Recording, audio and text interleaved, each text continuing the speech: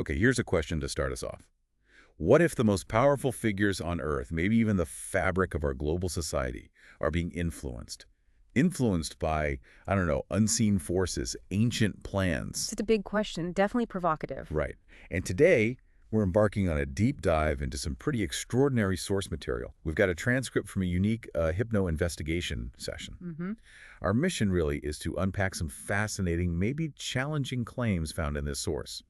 They're about a powerful new figure, Pope Leo XIV, also known as Robert Francis Prevost. And his alleged role in what the source calls a grand multidimensional project. Exactly. We'll explore everything, his supposed origins, his potential impact on geopolitics, and, crucially, we need to look at how this information was apparently obtained according to the source itself. Yeah, the methodology is key here. Definitely. Okay, let's unpack this. So let's start right at the beginning. What does our source claim about Pope Leo XIV's origins, his nature, even before he was elected? Well, the hypno-investigation transcript, it claims that before the election, Robert Francis Prevost's ethereal DNA was, well, it says 100% reptilian. 100% reptilian, specifically. Like a crocodile. That's the specific description given. And just for clarity, the source seems to define ethereal DNA here as his energetic blueprint, his core essence, basically. Wow. Okay. And what about after the election? Did that essence change, according to the source? That's what's quite striking. The source claims his DNA didn't actually change. Instead, it says an image specifically of Medusa. Medusa, with the snakes in her hair. That's the one. That image was supposedly superimposed over him, and the transcript insists this isn't just symbolic. No. What does it do then? It's described as actively enhancing his attractiveness, his power, and even his ability to hypnotize and control people, like an energetic upgrade for a specific purpose. That is certainly a vivid picture the source paints. Okay, looking further back then. What about a past life? Does the material mention anything before this current incarnation? It does. The source states his previous incarnation was reportedly a commander or some kind of leader in a warlike setting, characterized by a, quote, thirst to win, and notably, it says he fed on the energy generated from his commands, his orchestrations. Fed on the energy? Yeah, the source asserts this energy fueled his growth, made him more powerful, and actually increased his hunger for that specific kind of energetic consumption. It's fascinating how the source suggests this path was laid out way before his current life. What about pre-reincarnation planning? Anything in the materials on that? Oh, yes. The transcript describes a very specific scene. Him sitting on a throne, apparently looking at a television. A television? Yeah, with a reptilian figure called a devil, showing him what the source calls beautiful things. And what were these beautiful things? Not landscapes, I'm guessing. No, not exactly. The source clarifies they were all about energetic war and conquest, mirroring that past life drive we just talked about. And this planning, it apparently involved allowing certain portals to open, like, quote, opening the sky for something significant to arrive on Earth. Something significant? Like what? It's described as coffins or capsules arriving, containing extraterrestrials, equipment, even robotic elements. All, allegedly, for the purpose of domination. And there's that particularly unusual claim. He didn't arrive on Earth as a baby, right? The source says he came directly into an adult body. That's right. Reportedly arrived around 35 years old, in an adult body that, according to the source, was meticulously prepared over many lifetimes. Prepared by who? By various entities. It mentions reptilians, these devils, and humanoids. This physical vessel was supposedly perfected, made ideal for the role of Pope within their project. That's the term the source uses. Their project. Okay. And the name itself, Leo XIV, the source talks about its vibrational root. What does the transcript say that means? It analyzes Leo XIV by this vibrational root, describing it as an energetic frequency that carries the meaning of a big mouth and a hunger to consume everything. Which links back to the past lives thing. Exactly. The source claims it directly links back to that characteristic thirst for energetic consumption. And the 14th part, that's said to connect him to some historical king or emperor who, quote, opened the door or the opportunity for him to dominate today. So we've got this alleged foundation. His essence, past life, the planning. Let's move to the pivotal moment. The conclave, his election. The source claims it was all predetermined metaphysically. Indeed. The transcript depicts his election as, pre-established, almost like he was an invited performer just waiting backstage, ready to be called onto the main stage for a role that was already decided. And during the actual ceremony, the physical election with the 133 cardinals, what does the source claim happened then? Well, as Prevost entered, the source claims these arrows of energy shot out from him. Arrows of energy. Yeah, striking each cardinal. And this supposedly activated their empathy, their belief, their hope, leading them to kind of synchronize with him to believe he was the right person. Okay, now, this next detail from the source is pretty unique. The cardinals supposedly drank something during the ceremony. What was this drink? Especially, what was it energetically? Right. So physically, there was a drink present, but the source describes its energetic essence as a venom from the snakes on his head, referencing that Medusa image again. Venom from the snakes. And this liquid is characterized as a subliminal programming agent, or a hypnotization agent. The source often calls it black goo, or black tar. This black goo sounds like it's pretty central to these claims. What kind of properties does the source give it? They sound, well, fascinating, maybe disturbing. Definitely disturbing. The source attributes several extraordinary properties. It's described as being hot, but also freezing. Very heavy. Hot and freezing. Paradoxical, right? It's said to be capable of slowing down mental and emotional bodies, like right down to the point of stagnation. And it even claims it can replace non-functioning organs in the body. Replace organs. That's what the source claims. And it reportedly possesses artificial intelligence and a kind of consciousness it collects from people it interacts with. Plus, it contains nanotech and chips, allowing it to adapt perfectly to its host. So it's not just passive, it's adaptive and intelligent, according to this. Exactly, indicating it's a key mechanism for both physical and mental control in this purported grand design. So how does this stuff, this black goo, get into the body, according to the source? And is it hard to get rid of? Allegedly, it can enter through lots of ways, smelling it, ingesting it, injection, but also through interaction with technology like phones, computers. Really? Technology? Yeah, and even through the ground via your feet. Yeah. And the source stresses it's very difficult to neutralize or eliminate. Why is that? Because it apparently molds perfectly to its host. And it actively works against self-awareness. It even supposedly plays dead to avoid detection if you try to focus on it. Wow. So how do you fight it then, according to the source? The suggestion is constant self-awareness. The source admits this might not remove it in this life, but the idea is that the conscious information, the awareness itself, gets carried into subsequent reincarnations. Okay, so with Pope Leo XIV's pontificate supposedly underway, the source talks about this grand project. What's its actual goal, according to the transcript? And the pontificate is designed, it says, to fulfill a plan of mental washing and mental control. Mental washing? Yeah. He will allegedly deconstruct existing prophecies, present them as untruths, and then introduce new beliefs. The aim is to bring humanity to what the source calls a turning point. A turning point? Yeah. Sounds like a complete rewrite of, like, collective spiritual understanding. That's the implication, yes. And this whole project, it's fueled by human energy, you said. For what specific purpose? What's the ultimate aim here, according to the source? Yes, fueled by human energy specifically for the arrival of extraterrestrials. Ah, the capsules you mentioned earlier. Exactly. The source describes these coffins or capsules coming to Earth. These entities emerge, equipped with weapons, other devices.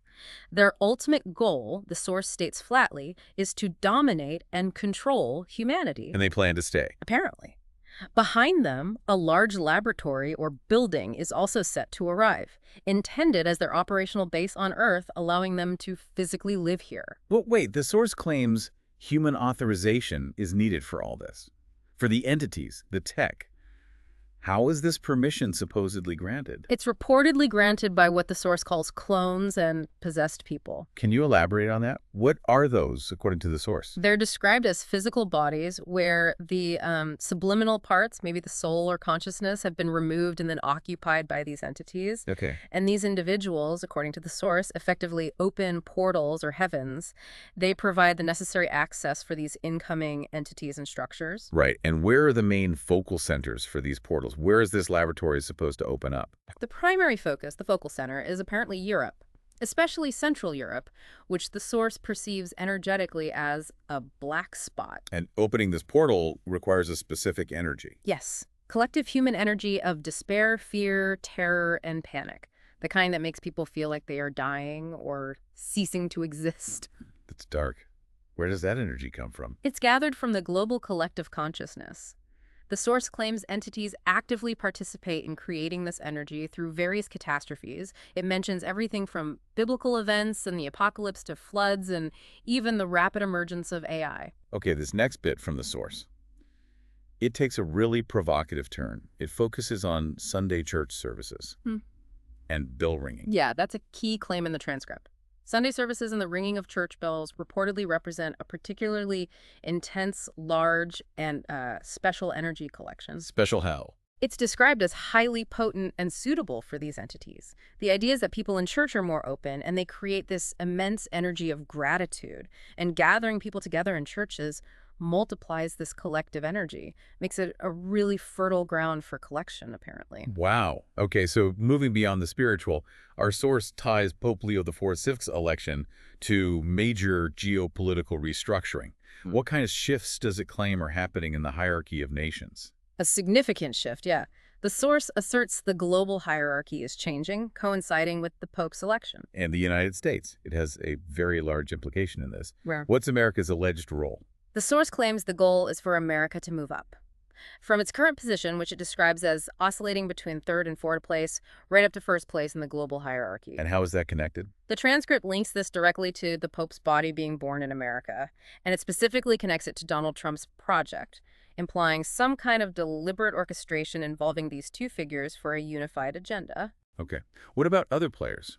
Maybe unexpected ones? It mentions poor countries, specifically in Latin America and Africa, becoming significantly involved. How so? This is reportedly linked to their territories, where the source claims there are dormant pyramids or secret portals. Ah, more portals. Right, and the source indicates that the conditions there, poverty, hunger, suffering, aggression, confusion, that energy is actively used to activate these specific portals. Grim.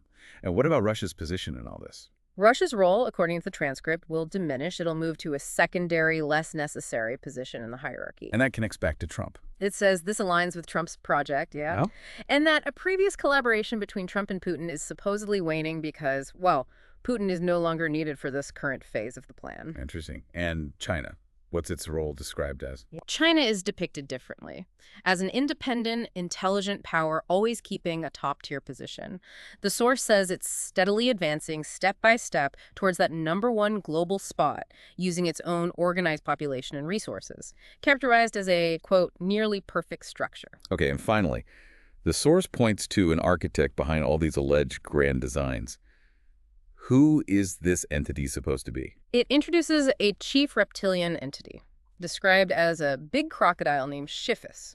And it claims that in the collective consciousness, this entity, Schiphus, is identified with the egregore of Jesus. Whoa, hang on. An egregore. Can you clarify what the source means by that? Right. So within the source's framework, an egregore seems to mean a collective thought form, an energetic construct created and fed by human belief, which this entity, Schiphus, allegedly manipulates. I see. And what has Schiphus supposedly done? Well, Schiphus is said to have orchestrated previous projects, all focused on accumulating those low energies we talked about, fear, terror, panic in humanity, and creating earthly events that confirm apocalyptic ideas, including, well, the most provocative claim is that Schiphus and associated entities were allegedly the authors of the Bible itself.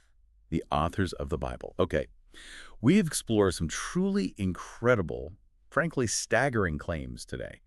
And it's absolutely vital we keep circling back to the fact that all of this comes from one single hypno-investigation session. Absolutely crucial. And this is where the source itself offers a really important caveat, a warning almost, about how reliable this kind of information is. What does it say? It explicitly states that information from just one hypnosis session is highly contaminated, and it's not suitable to be taken as, definitive factual data. Highly contaminated? Why? What causes that contamination, according to the source? Several reasons are given. The information supposedly travels through many dimensions, passes through different consciousnesses, any of which can voluntarily or involuntarily distort it. And then ultimately, it gets interpreted by the hypnotized person's own mind, their beliefs, education, culture, past experiences. It all filters the information. The source likens it to trying to have a clear conversation underwater, relying on distorted signals. That's a good analogy. So if a single session isn't reliable on its own, how does the source say real investigative hypnosis is done? How do they supposedly get trustworthy information? It apparently requires thousands of sessions.